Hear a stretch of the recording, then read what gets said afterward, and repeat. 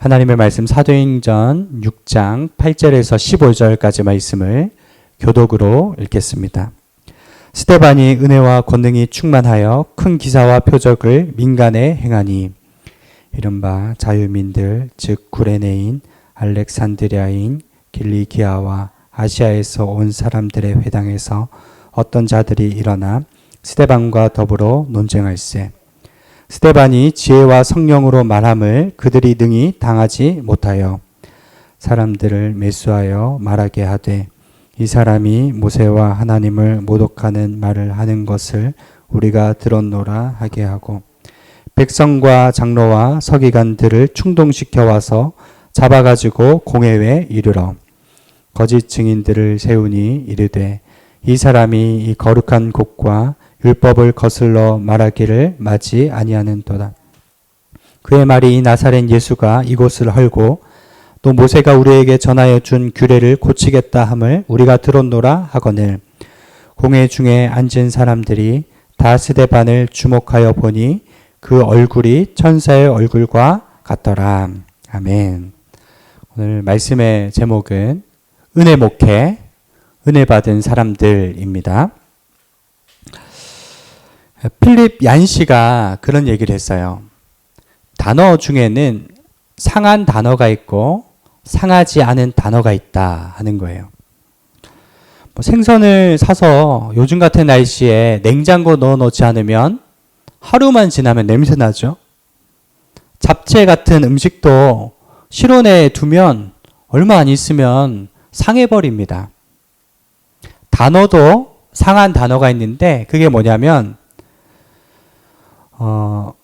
원래 좋고 중요한 단어인데 시간이 지나면서 의미가 퇴색돼서 감동이 사라질 때 그거를 상한 단어라고 한다.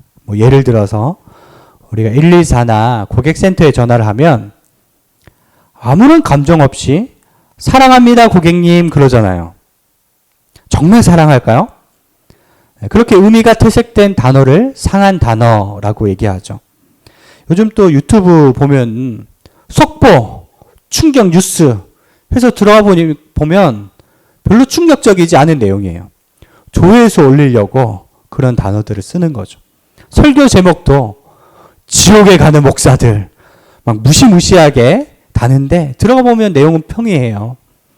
조회수 올리려고 그런 의미를 잃어버리는 말들이 상한 단어다. 반면에 상하지 않은 단어는 어떤 것이 있을까요? 그 중에 하나가 엄마라는 단어예요. 엄마라는 말만 들어도 눈시울이 붉어지고 가슴이 따뜻해지지 않습니까? 누구를 초월해도 해서 군대 가서 막 훈련 받는데요. 너무 힘든 피 튀기고 알배기는 그런 훈련을 하는데 교관이 엄마를 불러보래요. 엄마 하는데 다 눈물 흘리는 거예요. 엄마라는 단어는 영원히 상하지 않는 신선한 단어죠. 마찬가지로 기독교에도 상하지 않은 단어가 있는데 그레이스, 은혜라는 단어예요. 은혜라는 단어만 들어도 저희들 눈물 나고 가슴이 따뜻해지는 살아있는 단어죠. 그래서 필립 얀시는 놀라운 하나님의 은혜라는 책을 썼는데요. 이 은혜라는 단어는 물방울과 같다. 여러분 태양과 물방울은 그 크기가 차이가 나지 않을 정도죠. 근데 물방울을 통해서 투영된 그 태양은 여러분 태양의 모습이에요. 은혜라는 단어는 굉장히 작아 보이지만 그 안에 하나님을 오롯이 담을 수 있기 때문에 은혜라는 단어는 상하지 않는 단어다 하는 거죠. 여러분 성경에서 가장 은혜로운 사람은 누군가? 스데반입니다. 스데반은 어떤 사람인가 오늘 좀 나누기 원하는데요. 우리 8절 말씀 같이 읽겠습니다. 8절 시작. 스데반이 은혜와 권능이 충만하여 큰 기사와 표적을 민간에 행하니. 스데반은 은혜를 말만 하는 사람이 아니라 은혜롭게 산 사람이었어요. 은혜를 말하는 사람이 있고 은혜를 살아가는 사람이 있습니다. 요즘 교회에 은혜가 좀 있어야 돼. 아, 저분 보니까 은혜가 메말랐네? 아, 저분은 은혜가 있는 것 같아. 여러분, 이렇게 말은 잘하고 평가는 잘하는데요. 은혜는 말하지만 정작 많은 사람이 은혜 속에 살지 않아요. 교회는 선교해야 돼. 이렇게 말하는 사람이 있고 말 없이 선교하는 사람이 있어요. 교회는 모름지기 전도해야 돼. 말만 하는 사람이 있고 나가서 전도지 들고 전도하는 사람이 있어요. 여러분 어떤 케이스십니까? 말하는 사람입니까? 행동하는 사람입니까?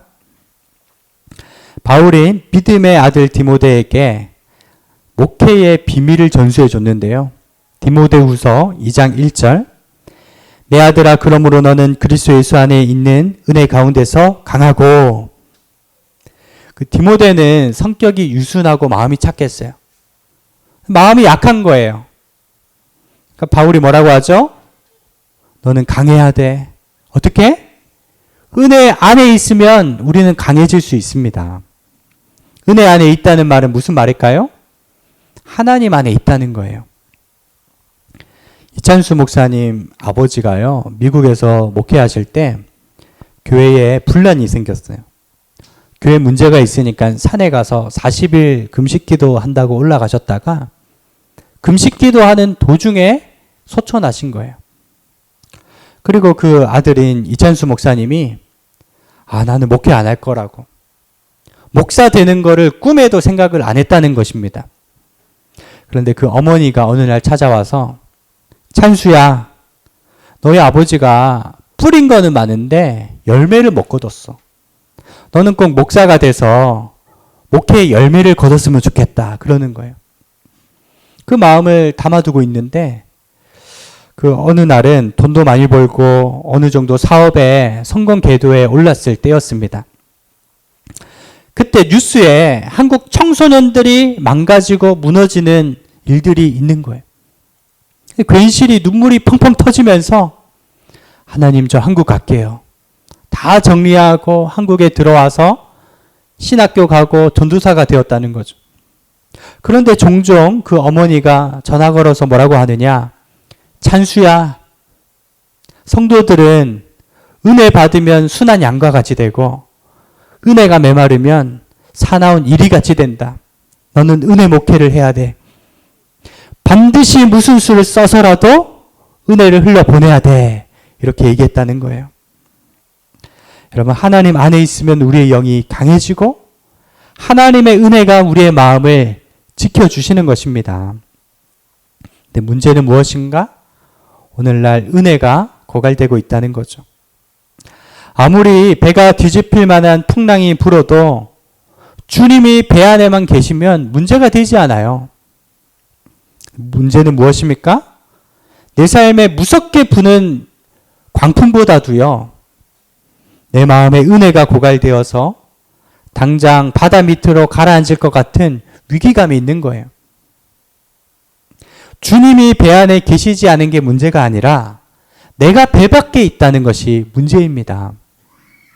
혹시 여러분 은혜 밖에 계시지 않습니까? 은혜에 점점 멀어지고 있지 않습니까? 성도의 본질은 은혜입니다. 은혜 안으로, 은혜의 말씀으로, 은혜의 자리로 돌아가야 합니다. 은혜 받으면 세상의 모든 풍랑은 잠잠해지는 거죠. 은혜 아니면 살아갈 수가 없네. 나의 모든 것 주께 맡기니. 여러분, 이 찬양의 고백처럼 은혜 없으면 한순간도 저희들 살아갈 수가 없어요. 어제의 은혜로 오늘을 살 수 없어요. 우리는 1년 전에, 3년 전에, 10년 전에 받았던 은혜로 오늘을 지탱할 수 있을 거라고 생각하는데 큰 착각이에요. 여러분, 오늘의 은혜로 흠뻑 젖어서 살아가야 됩니다. 스데반은 그날의 은혜로 살아갔어요. 어떻게 하느냐? 그 사도행전 7장에 스데반이 죽는 장면이 나옵니다. 스데반이 죽을 때 그 얼굴이 은혜로웠을까요? 은혜롭지 않았을까요? 은혜로웠죠. 그렇다면 우리는 짐작할 수 있어요. 살아서도 스데반은 시종일관 은혜로운 얼굴이었을 것입니다.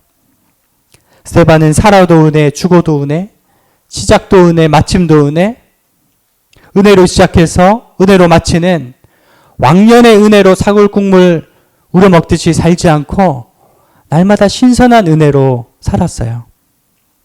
여러분 얼굴만 봐도 은혜가 되고 뒷모습만 봐도 은혜가 되는 사람 되기를 축복드립니다. 그런데 교회에 얼굴이 딱딱하게 굳은 분들이 계세요. 여러분, 교회 일꾼은 경직되면 안 된다는 거예요. 미국의 라이프웨이 연구소 소장 탐 레이너 목사님이 망하는 교회 10가지 특징, 은혜로운 교회 10가지 특징이라는 연구를 해서 발표했는데요. 세 가족이 교회에 처음 와서 보는 것이 무엇인 줄 아십니까? 목사님 설교 보는 것 같죠? 그렇지 않다는 거예요. 세 가족이 교회에 처음 와서 딱 보는 거는 성도들의 표정이라는 겁니다. 아무리 예배가 은혜스럽고 설교가 은혜로워도요, 교인들 인상이 좋지 않으면 등록하지 않는다는 거예요. 여러분, 교회 안에서 일은 열심히 하는데 얼굴이 무서운 분들이 계시죠? 왜 그렇게 화가 난 사람처럼 얼굴이 울그락불그락 할까? 마르다처럼 너무 마르고 닳도록 일해서 그렇습니다. 생각에 일만 있으니까 짜증과 불안이 있는 거죠. 여러분, 그런 분들은 일을 내려놓으시고 은혜로 들어가야 됩니다. 어디까지? 나 아니면 일할 사람이 없어가 아니라 나 같은 사람에게도 이 일을 맡겨주셔? 나같이 부족한 사람을 쓰셔? 그 감격과 감사로 돌아가야 된다는 거예요. 날 구원하신 주 감사. 그 찬양 가운데, 여러분 은혜 가운데로 여러분 나아가야 됩니다.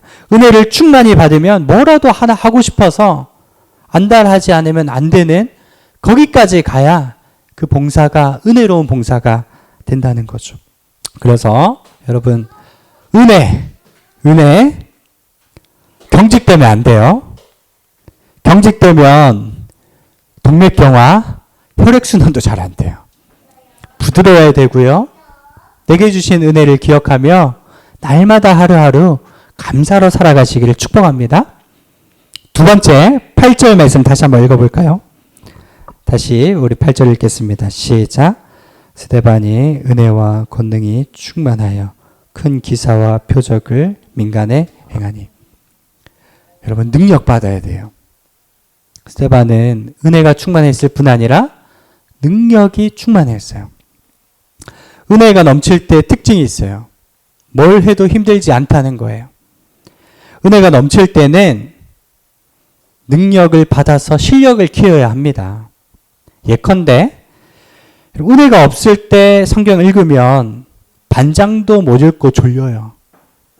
근데 은혜가 충만하면요, 하루에 창세기도 다 읽어버려요. 하나님은 은혜 주실 때 실력을 키우고 권능으로 들어가야 됩니다. 어떤 분은 막 은혜가 임할 때 기도하면요, 예전에는 5분도 기도 못했는데 2시간, 3시간 기도하고 철야 기도해도 거뜬한 거예요. 은혜가 되니까. 그러면서 중보 기도자가 되는 거죠. 예전에는 두려워서 전도도 못했는데 은혜가 되니까 밖에 다니는 사람들이 불쌍한 거예요.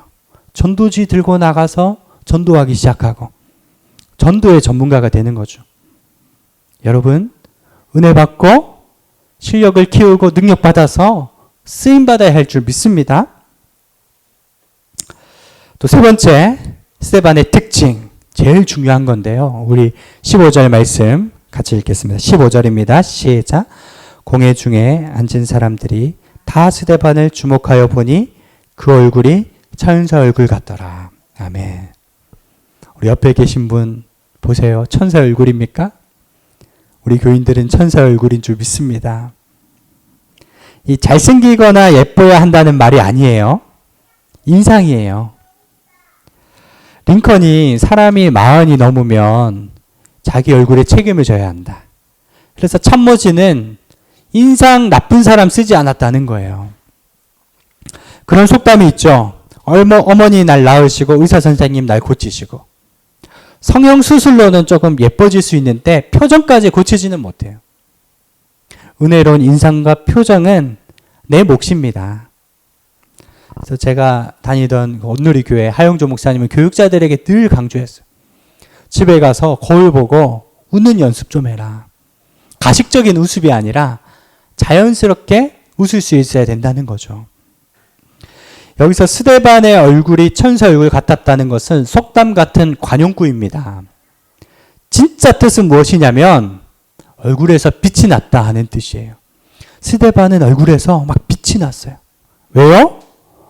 빛 대신 하나님을 바라보며 살기 때문에. 모세가 40일간 시내산에 올라갔다 내려오니까 얼굴에서 빛이 났잖아요. 여러분, 우리가 늘 어둠을 쳐다보고 살면 어떻게 되죠? 얼굴에 어둠이 생기는 것입니다. 거울을 바라보면서 사십시오. 영적인 눈으로 나 자신을 들여다볼 수 있어야 됩니다. 내 얼굴에는 빛이 나는가 어두운가? 어둠의 얼굴이 드리워져 있으면 어둠의 길을 걷고 있는 것입니다. 스데반은 죽는 순간까지 하늘문이 열리고 하나님 우편에 예수님을 바라봤어요. 그러니까 얼굴에 광채가 났던 거죠. 자, 마지막 적용입니다. 여러분, 은혜 받는 것보다 은혜는 유지시켜 나가는 게 더 중요해요. 은혜는 어디로 새 나가느냐? 여러분 따라하세요. 눈구멍, 입구멍, 귓구멍. 눈으로 보는 거. 잘못 보면 은혜가 막 새어나가요. 매스미디어. 귓구멍. 여러분 소식이라고 다 듣고 살면 안 돼요. 은혜가 고갈됩니다. 입구멍. 입으로 하는 말들. 남을 험담한다든지 부정적인 말을 하면요. 은혜가 다 빠져나가는 것입니다. 그래서 성경에 내 입에 재갈을 물리라. 원뜻은 내 혀를 깨물고 살라는 거예요. 그럼 집에 갈 때 껌 한 통씩 사가지고 가서 일주일 내내 껌 씹으면서 여러분 헛된 말 하지 않는 은혜가 있게 되길 바랍니다. 여러분 하나님의 은혜는 그 천국 창고에 다 쌓여서 폭포수같이 지금 엄청나게 비가 오잖아요. 그렇게 은혜가 내리는데 우리는 그 은혜를 피해서 살지 않는지 돌아보시길 바랍니다. 맥스 루케이도라는 목사님이 계세요. 어릴 때 텍사스 오디사라는 시골 마을에서 살았는데 10살까지 바다를 본 적이 없대요. 10살 때 삼촌 집에 캘리포니아에 놀러 갔는데 삼촌이 산타모니카 해변에 데려갔대요. 난생 처음으로 바다를 보는데요. 드넓은 백사장에 엄청난 파도들이 쳐오는데 어린 나이에 그렇게 생각했대요. 아, 저 바다 끝에서 새로운 물들이 끊임없이 몰려드는구나. 감탄을 하는데 삼촌이 이렇게 얘기하더래요. 맥스야, 아니? 바닷물은 오늘 아침에도 치고 있었고 내일도 칠 거야. 와, 그래요? You know, Max, 너 아니? 저 바닷물은 1000년 전에도 계속해서 몰려오고 있었어. 감탄하는 거 정말 그래요? 맥스야, 한 가지 더 알려줄게. 저 바닷물은 1000년 후에도 끊임없이 몰려올 거예요. 그러면서 이 맥스 목사님이요. 몇십 년 동안 살아오면서 깨달은 원리를 얘기합니다. 그때 처음 파도를 보았던 경험을 떠올리며 하나님의 은혜는 이와 같아서 몰려오고 또 몰려오고 끊임없이 몰려온다는 사실입니다. 어떨 때는 저희들 죄를 지어서 하나님 또 넘어졌어요. 해변가에 모래가 덕지덕지 붙은 것처럼 좌절하고 있을 때 파도와 같은 하나님의 은혜가 몰려와서 우리를 정결케 하는 것입니다. 어떨 때는 삶이 너무 힘들어서 나 하나님께 버림받은 게 아닐까라고 생각될 때 우리를 새롭게 하시는 은혜가 몰려온다는 것입니다. 밀려오는 파도는 다름 아닌 골고다 언덕에서 흘려주신 예수님의 보혈이에요. 예수님의 그 씻어주시는 피, 보혈로 오늘도 씻어주시고 넘어진 자녀들을 일으켜 세워주시는 은혜가 있는 줄로 믿습니다. 바다 같은 주의 사랑이고요. 나 같은 죄인 살리신 주 은혜 놀라워. 날마다 이 찬양 부르며 천성문을 향해 걸어 나가시는 성도님들 되시기를 축원드립니다. 바울이 은혜의 복음 증언하는 일을 위해서 내 생명도 아끼지 않는다고 고백했습니다. 하나님, 모든 주님의 은혜를 아낌없이 흘려보낼 수 있도록 저희들을 사용하여 주시옵소서. 오늘 이 시간 이곳에 은혜를 벗어나는 이가 한 명도 없게 해주시고 하나님, 한량없는 하나님의 은혜 가운데로 들어가게 하여 주시옵소서.